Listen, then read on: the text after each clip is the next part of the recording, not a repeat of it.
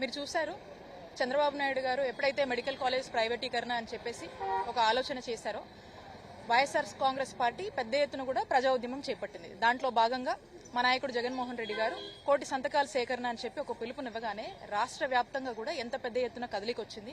175 నియోజకవర్గాల్లో రచ్చబండ అని చెప్పేసి 1,00,00,000 సంతకాల సేకరణ కార్యక్రమం ఏ విధంగా కూడా ప్రజలందరూ స్వచ్ఛందంగా వచ్చి చాలా ట్రాన్స్పరెంట్ గా చంద్రబాబు నాయుడు గారు చేస్తుంది తప్పని చెప్పేసి ఈ నిర్ణయాన్ని ఎంబటే వెనక్కి తీసుకోవాలి.